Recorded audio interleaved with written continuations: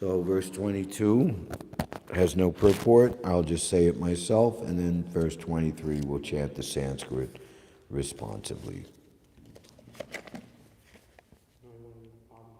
Tasyam tritasya nasano manoscha pritor atagner atitasya vayo titam sudasasya gavam guhasya yakchadana devasya sa shive.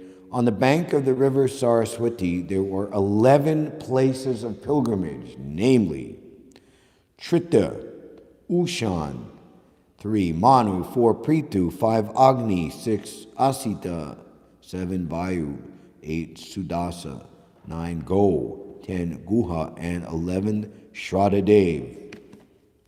Vidura visited all of them and duly performed rituals.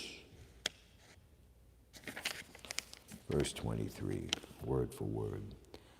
Anyani Cheha Dvija Deva Devai Kritani Nanayatanani Vishnu Pratyanga Mukyankita Mandirani Yad Darshanat Krishnam Anusmaranti.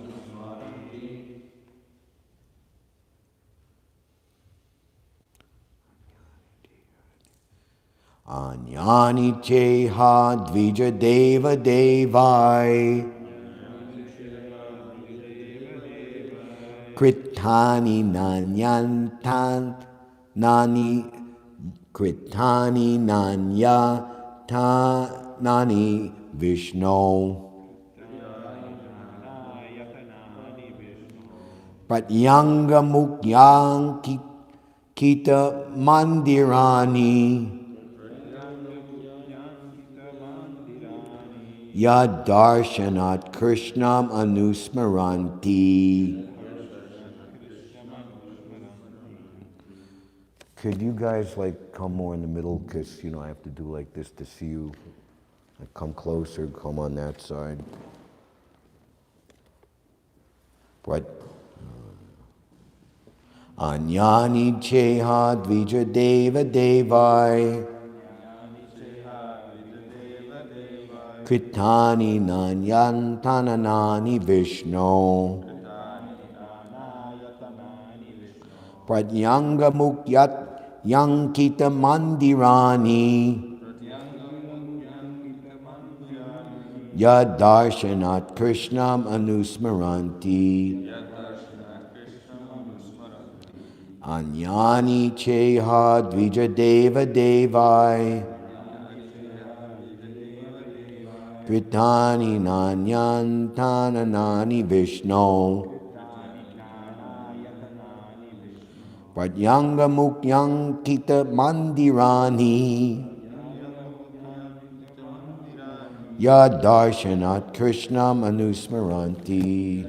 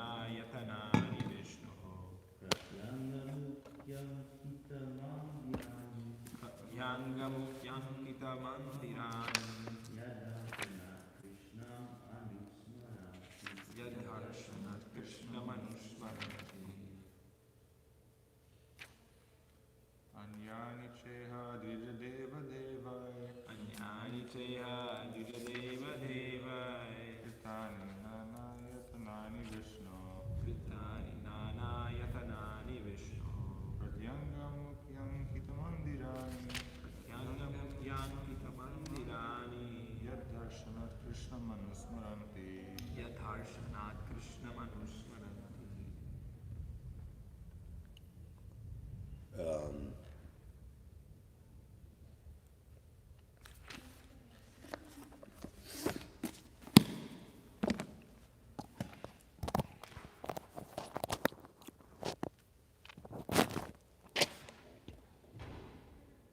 Anyani, others. Cha, also. Iha, here. Dvijadeva, by the great sages. Devai, and the demigods. Kritani, established by. Nana, various. Ayatanani, ayatanani, various forms. Vishnu, of the Supreme Personality of Godhead. Prati, each and every. Anga, part. Mukhya, the chief. Ankita, marked. Mandirani, temples. Yat, which. Darshanat, by seeing from a distance. Krishnam, the original personality of Godhead. Anusmaranti, constantly remembers. Translation: there were also many other temples of various forms of the Supreme Personality of Godhead, Vishnu, established by great sages and demigods. These temples were marked with the chief emblems of the Lord, and they reminded one always of the original personality of Godhead, Lord Krishna. So let us have the opportunity to say together these very holy transcendental words. There were also many other temples of various forms of the Supreme Personality of Godhead, Vishnu, established by great sages and demigods. These temples were marked with the chief emblems of the Lord, and they reminded one always of the original personality of Godhead, Lord Krishna. Purport: by His divine grace, ISKCON's founder, Acharya Jagat Guru Patita Pavana Srila Prabhupada Ki Jai. Human society is divided into 4 social orders of life and 4 spiritual divisions applying to each and every individual person. This system is called Varnashram Dharma and has already been discussed in many places in this great literature. The sages, or persons who completely devoted themselves to the spiritual upliftment of the entire human society, were known as Dvija Dev, the best amongst the twice-born. The denizens of superior planets, from the moon planet and upwards, were known as Devas.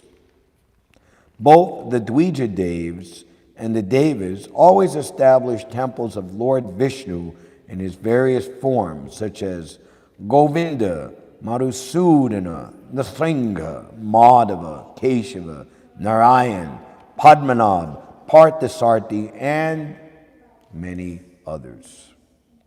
The Lord expands himself in innumerable forms, but all of them are non-different from one another. Lord Vishnu has 4 hands, and each hand holds a particular item, either a conch shell, wheel, club, or lotus flower. Of these 4 emblems, the chakra, or wheel, is the chief. Lord Krishna, being the original Vishnu form, has only one emblem, namely the wheel, and therefore he is sometimes called the Chakri. The Lord's chakra is the symbol of the power by which the Lord controls the whole manifestation. The tops of Vishnu temples are marked with the symbols of the wheel so that people may have the chance to see the symbol from a very long distance and at once remember Lord Krishna. The purpose of building very high temples is to give people a chance to see from a distant place. This system is carried on in India whenever a new temple is constructed, and it appears that it is coming down from a time before recorded history. The foolish propaganda by atheists that temples were constructed only in latter days is refuted here because Vidura visited these temples at least 5,000 years ago, and the temples of Vishnu were in existence long before Vidura visited them. The great sages and demigods never established statues of men or demigods, but they established temples of Vishnu for the benefit of common men to raise them to the platform of God consciousness. Om Jnanatimirandasya Jananjana Shalakaya Chakshur Umlitam Jena Tasmai Shri Gurave Namaha Shri Chaitanya Mano Bishtam Stapitam Yena Bhutale Swayam Rupa Kadamayam Dadati Svapadanti Kam Vandeham Shri Guru Shri Utapadakamalam Shri Gurun Vaishnavams Cha Shri Rupam Sagrajatam Sahagana Raganatan Vitam Tam Sujivam Sadvaitam Savrutam Parijana Sahitam Shri Krishna Chaitanya Devam Shri Radha Krishna Padan Sahagana Lalita Shri Vishaka Vitams Cha Hey Krishna Karuna Sindhu Dina Bandho Jagatpate Gopisha Gopika Kanta Radha Kanta Namostute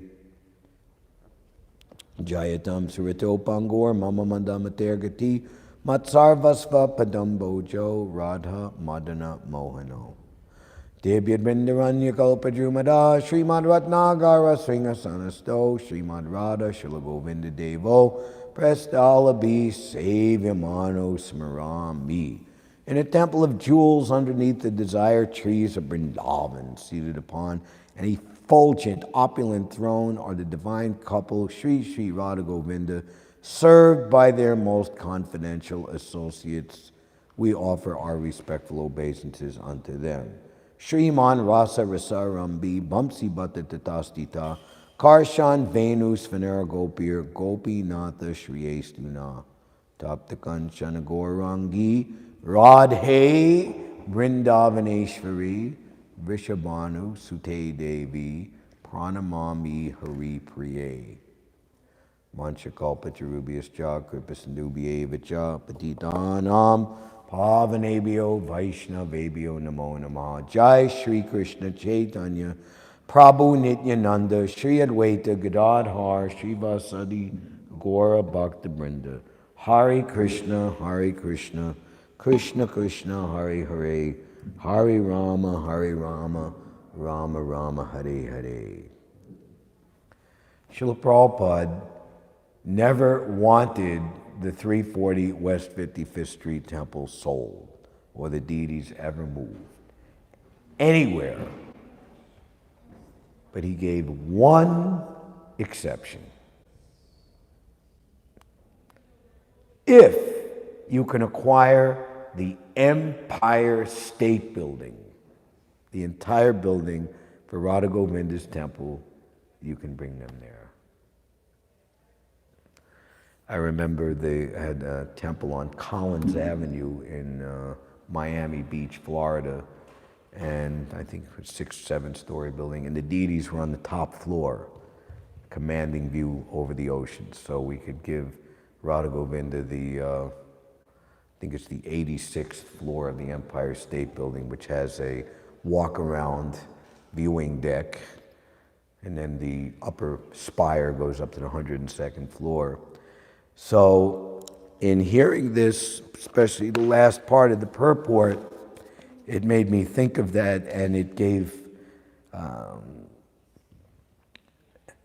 As we advance in our Krishna consciousness, we can see more and more what Prabhupada has given us, which is seemingly for us Westerners who are not so much aware of all the intricacies and rules and regulations, minute details of Vedic culture, performance of Brahminical rituals, how what Prabhupada has given us simply contains all of that and even actually so much more. This is the special license or authority of the Mahabhagavat coming into cyclic succession, seemingly acting as a Madhyamadikari, that the preaching and distribution of love of Godhead in Lord Chaitanya's Sankirtan movement is so attractive that even those on the topmost platform of Uttam Bhakti wish to descend and take the position of the Madhyam Adhikari preacher. The Uttam Adhikari makes no distinction. He sees that everyone is engaged in Krishna consciousness. So advanced is his understanding of the diversified energies of the Lord that his making no such distinction is based on the highest position of transcendental knowledge and love of Godhead. Whereas the Madhyamadikari, he makes distinctions, four main distinctions. Actually, the Uttamadikari makes two distinctions, the Lord and everyone else. The Madhyamadikari, the Lord, the devotees, the innocent, and the demons, or the envious and atheistic. And on that basis, one can successfully form and progressively and organize and make progressive advancement of a preaching mission.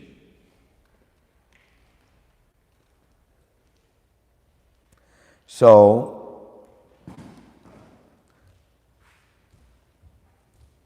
Srila Prabhupada, how does one know the difference between making an adjustment and changing the principle, which even the greatest acharyas, they never change the principles.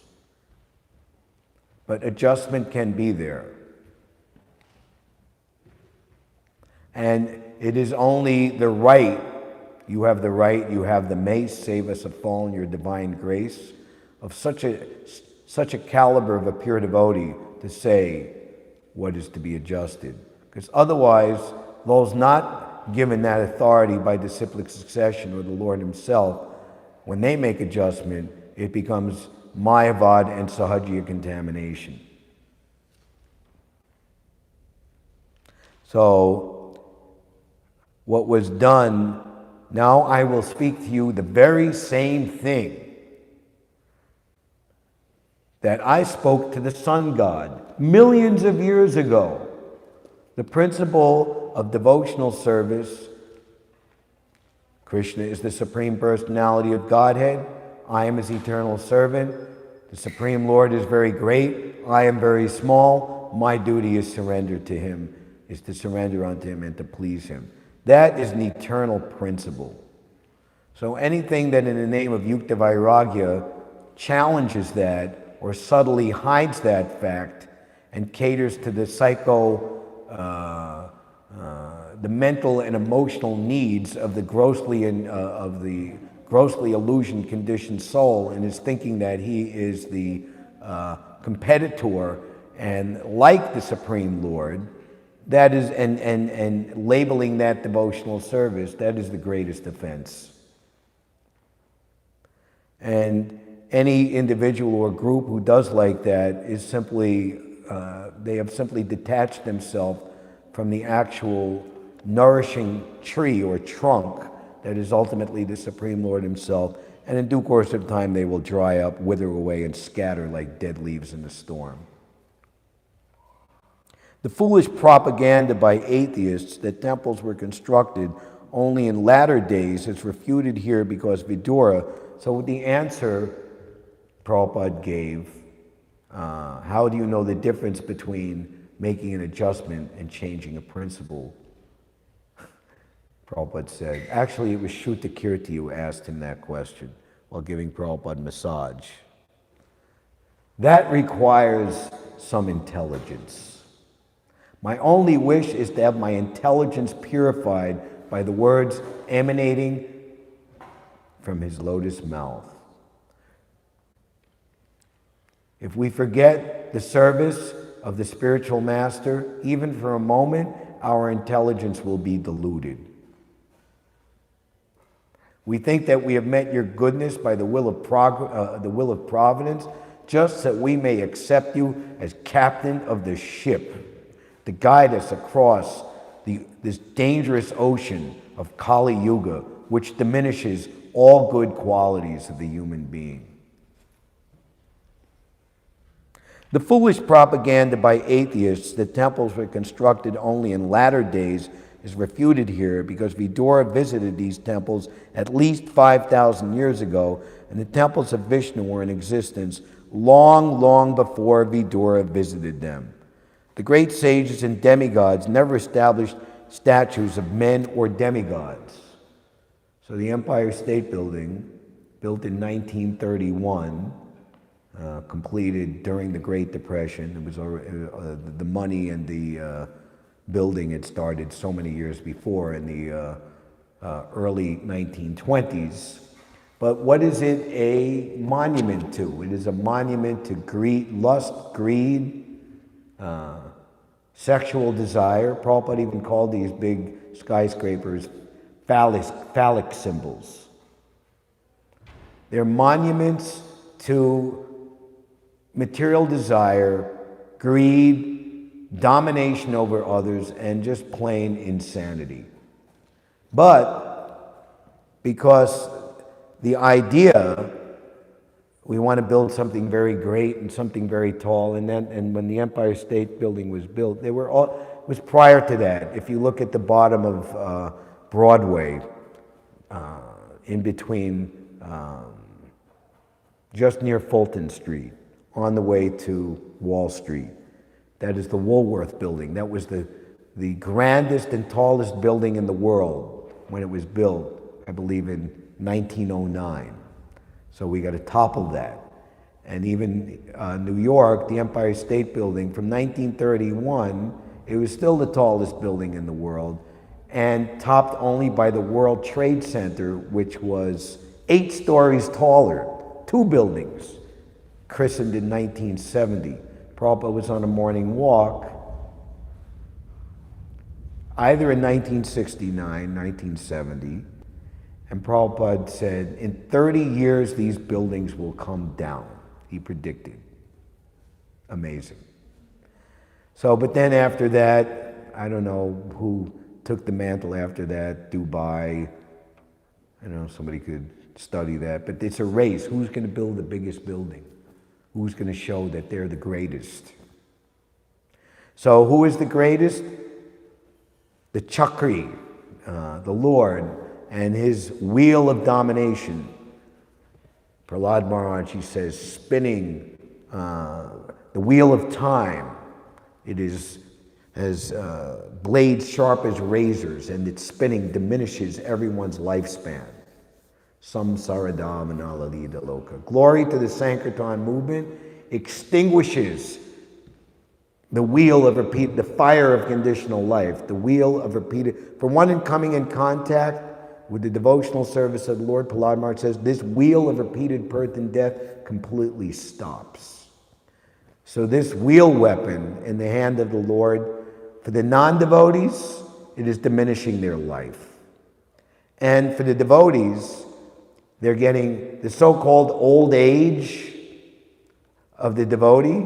It simply is more and more encouraging him that he is stepping into and achieving his eternal life of bliss and knowledge with the supreme youthful Nanda Kishore, the most beautiful personality of Godhead, to ever participate in his unlimited eternal pastimes in Goloka Vrindavan Dham. So to see the wheel on the top of the temple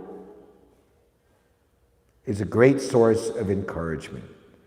So this mundane idea, we want to see the New York skyline and see all the buildings, or go up to the top of the buildings and see what the view is. That same sense of wanting to perform the Pilgrim's Progress, the austerity of going all the way up, which is made that you have to walk up all the steps or walk up all the mountains, but the perverted reflection is that you have to pay a hefty entrance fee to go up the elevator. Your hard-earned energy is taken that way instead of your legs having to walk up the mountaintop or the stairs. But the same thing. So devotees are very keen to see how the natural instinct of the living entity, especially in the human form of life, to want to serve, to want to please the superior. Instead of trying to please the Lord, we want to try to get within the good. Instead of flattering Krishna to get within his good graces, we want to flatter politicians, multi-billionaires, people in power, people with fame. So we shack up next to them. And the Lord, he likes to be flattered. And he'll take the so-called flatterers, the pure devotees who are praising his glories. When one decorates the Lord, one automatically becomes decorated and beautiful. This is why we pamper and flatter the deities. We praise them, we glorify them. And that's not false praise, but it's actually factual reality. And that so-called flattering or glorification is of the utmost benefit for every living entity. It is the duty of the devotee to glorify the Lord very loudly. Narada Muni, after his initiation by the Bhaktivedanta, took it very seriously and is glorifying the Lord everywhere and at all times, in all places and circumstances. Whereas, what does Shukadeva Goswami say to Maharaj Parikshit upon their meeting? It's recorded in the beginning of the second canto. Such flattery is like flattering a dead corpse or decorating a dead body. Everyone is like a dead body, flapping just for a few seconds only.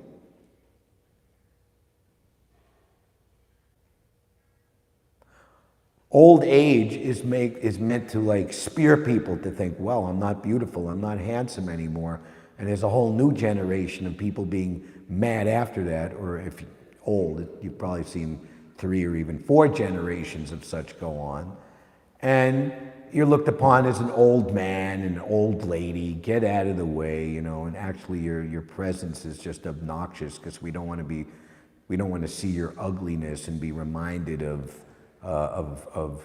death and disease. We simply want to enjoy.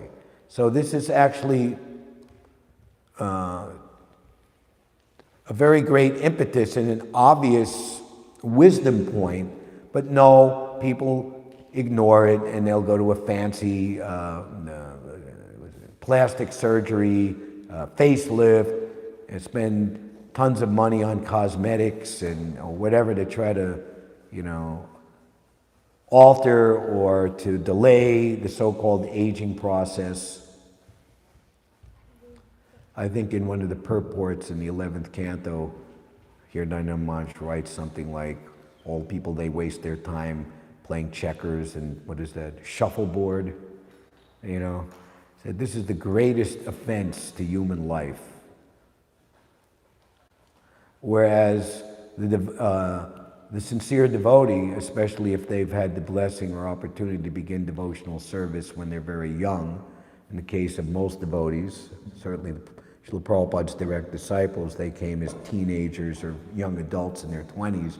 But what to speak of the opportunity to take birth of a mother and father who are devotees, and what to speak of from birth, even from within the womb. What Prahlad learned within the womb. And Prabhupada very much stressed what an extraordinary opportunity this is. That you find Krishna like Maharaj Parikshit within the womb of your mother. Not that you have to go through the trials and tribulations of birth and infancy and toddler, childhood, young boy, puberty, teenage. I don't know about all of you, but for me that was horrendous. The first 19 years of my life, going through all of that, and being surrounded by non-devotees, no devotee association, non-devotee parents, non-devotee brother and sister, and in great trauma coming to Krishna consciousness and very eagerly accepting it, gladly and throwing all that bad association off. You could say maybe it's necessary, but 19 years of your time was spent in that way, you know. Eat this hamburger, very nice. Horrible. So, Vidura's pilgrimage is very interesting. We were hearing yesterday in Hansarupa Prabhu's class how he came to the place of Prabhas, where his entire family, his entire dynasty of Yadus, very mysteriously, shockingly, inexplicably got into a fratricidal war, not even like a ridiculous, useless fight over nothing with each other. And of course we know this was the Lord's plan to withdraw his family members from the earth planet, many of them demigods and or his associates who would be reinstated in their original positions, either in the heavenly planets or in the spiritual world. So this material world is not a nice place. Birth, old age, disease, and death. Death is not pretty. Death is not easy. But the ultimate conclusion for the devotee is that they leave their body and they rejoin Krishna in the spiritual world, which is most glorious. So Krishna will use the seeming way that the devotee leaves their body. It'll either be, in the case of, say, His Holiness Gaur Govinda Maharaj, simply extraordinary and amazing. The doctor doing the aftermath examination, I find no cause of death. He did not have a heart attack or anything like that. He simply just left his body. And he left his body speaking of the highest loving feelings between Radha and Krishna, which Lord Chaitanya relished in the Gambhira, which was the reuniting of Radha and Krishna at Kurukshetra after a 100-year separation. The feelings that they exchanged, Prabhupada says in one place, were heart-rending. In a short description in one place in Prabhupada's books, where he's describing the inner significance of Ratha Yatra. Whereas, in so many other ways that you can leave your body in a car accident, from a debilitating disease, cancer, etc., etc.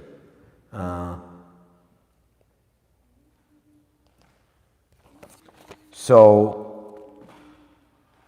Prabhupada said, keep your health very nice, live as many years as possible. Our only aspiration is to serve the mission of the predecessor acharyas without material motives or desires. This is our life.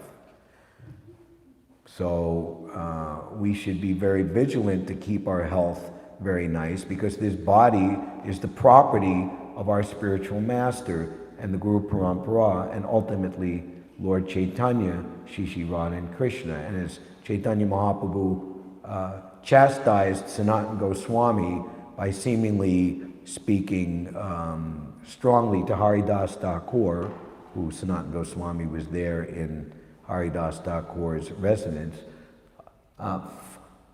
It's mentioned here, human society is divided into the Varnashram system, and In this context, the sages are persons devoted completely to spiritual upliftment.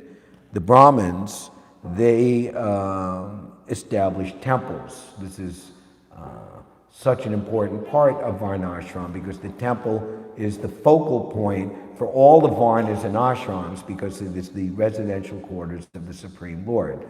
So Haridas Thakur, who Prabhupada said in one place, was pleased to accept his birth in a Mohammedan family. In other words, how would you like to appear? How would you like to be born? In what family, in what situation? Can you imagine being given that choice before your birth?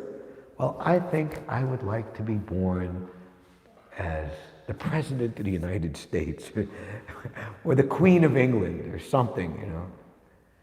So he was pleased. He made his choice to take birth in a Mohammedan family, ostracized from all Vedic culture, not allowed to come into the temple. So Haridas Thakur was associated with Lord Chaitanya in his Navadvip Leela. And when he took sannyas, Haridas Thakur, he pitifully is crying to Lord Chaitanya, what will be my position? You come to Jagannath Puri and I will make a special place of residence for you, the Siddhabakul. And you simply look at the chakra on the top of the temple of Jagannath, and that will be as good as taking darshan of Lord Jagannath. And that's true for everyone. Also us Videshi, Malecha, and Yavana, white-skinned Aboriginal monkeys who are not allowed to go into the Jagannath temple, we can see the chakra on top. You can have brown skin and be a meat-eating whatever, but as long as you have skin that looks like you're a Hindu, you're allowed in. Prabhupada in 1977, January, in his visit to Bhubaneswar, spoke strongly against this restriction and predicted and said that if you don't change this, Lord Jagannath will leave. And actually, they were very afraid to hear that pronouncement from Srila Prabhupada. That's a whole other subject matter.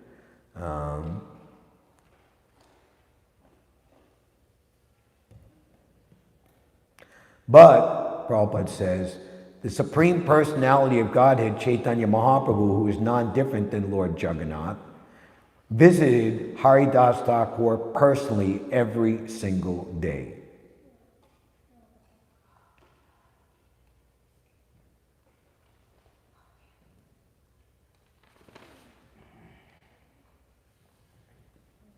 So he's now proceeding, and as we'll see,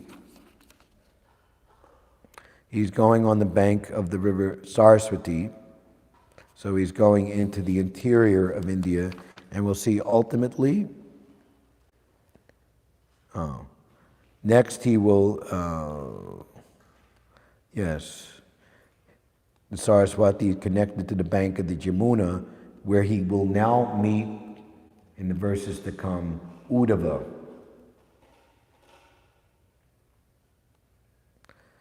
who had just been instructed, given final instructions by Lord Krishna there. Actually, he saw Lord Krishna there around the carnage at the Prabhakshetra place, and what to speak of the residents of the Yadu dynasty, how they were dispatched from this world. Lord Krishna himself arranged for its own so-called appearance. There's a whole chapter, disappearance of Lord Krishna, being shot in the foot. There's so many battles, the battle between Salva and the Yadu dynasty, and Krishna is seemingly wounded, which you could mortally wounded by ordinary, but being shot in the foot. Krishna made this so that the atheist could say that Krishna has a material body and that he's not the Supreme Personality of God, and so much foolishness. Krishna is supplying the atheistic conceptions for people who want to be atheists.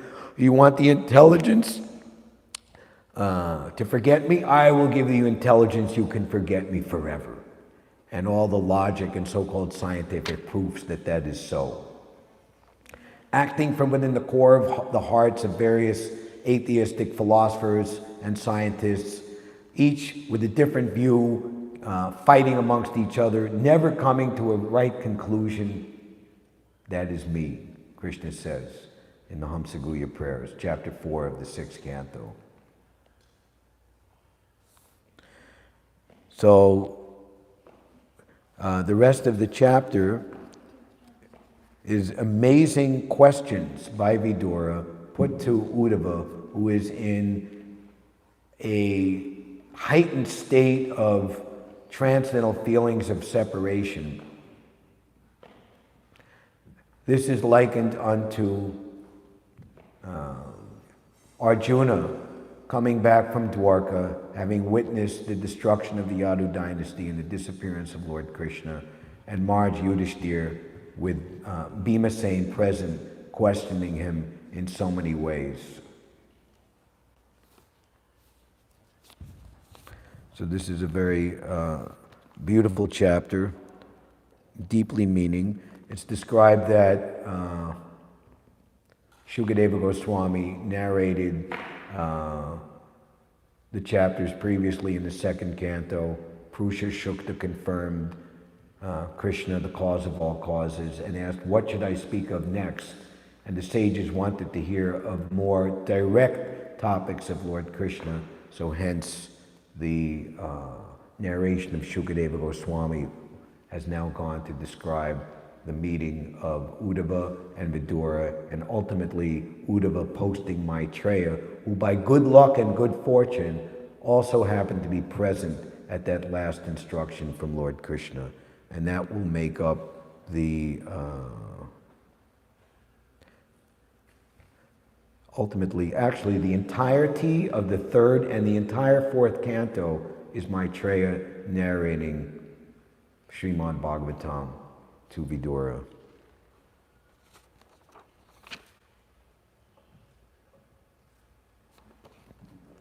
Anyani cheha dvija deva devai kritani nanyantananani Vishnu patyanga mukyankita mandirani yadarshanat krishnam anusmaranti. There were also many other temples of various forms of the Supreme Personality of Godhead Vishnu, established by great sages and demigods. These temples were marked with the chief emblems of the Lord, and they reminded one always of the original personality of Godhead, Lord Krishna. Hare Krishna. Any questions or comments?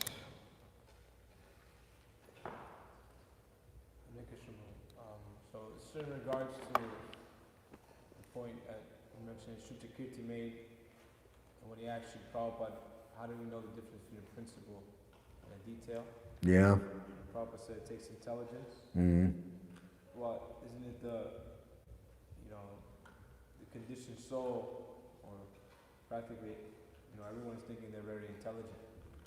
Therefore, I immediately quoted, my only wish is to have my conscious intelligence purified by the words emanating from his lotus mouth.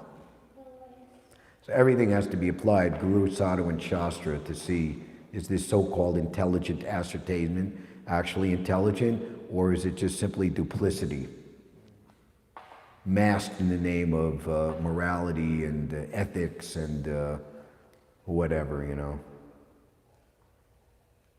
We're just hearing, while going on pilgrimage, one should not be concerned with pleasing society. One simply to be pleased the Supreme Lord. So we see that Srila Bhakti Siddhanta Saraswati Thakur, to perform his 1 billion nam yagna, he was performing Chaturmas very strictly, following very strict procedures of austerity.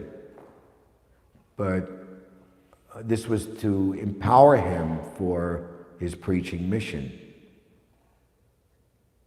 which was a very serious mission, which he had extraordinary responsibility, singly, very weighty responsibility, resting on his shoulders and his shoulders alone. But after that austerity, which was about a 10-year performance, when he came out, he wasn't really doing those austerities anymore himself personally. In fact, he was stressing more what was ever useful for preaching, and he particularly wanted to preach to the classes. He wanted to preach to Europeans and British. Even there was the American Ohio State University. Where's he? Arnold Struthers or Suthers, who came all the way from the United States and met with him personally. And he dressed in very fine clothes and had very fine furniture, traveling in automobiles, using electricity, printing presses, etc., etc., etc. To which he was very criticized. He was very much criticized. Up until that time, devotees were thought that they should look like, dress like, and live like Rupa and Sanatana Goswami, wearing white loincloth, not having anything to do with society. But Srila Bhaktisiddhanta Saraswati said that ordinary persons were exploiting this and degrading the actual platform by which Rupa and Sanatana were situated. And people had lost all respect for Rupanuga Gaudiya Vaishnavism. So he had to reinvent. But at the same time,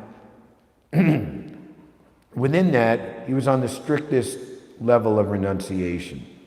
So if we think that we have to adjust in accord with so many degraded activities and so-called, lack of a better word, fads that people of this time and age are engaged in so we can be accepted and feel cool, and we adjust age-old principles of morality, dress, sexuality, to, so to speak, fit in, which is more or less just demoniac propaganda to diminish the intelligence. The more that sense gratification is pumped into society and so-calledly promoted, the more people will become very dull. More people will become able to be manipulated in so many ways. There was a bread and circus, of the Roman idea, give them. That was the destruction of the Roman Empire. Whenever a society or a so-called civilization becomes uncontrolled in mind and senses, especially in sexual activities, they're about to be destroyed, and they'll cause their own degradation. So we have to be very careful. If that adjustment does not diminish one's ability to be constantly conscious of Krishna in such a state that one is free from the bodily conception of life, and how much, to what degree one has to be completely free from the bodily conception of life to be eligible to enter in the kingdom of God. Otherwise, what are we so-called preaching or giving out? That would be my answer to that question right now. Anything more?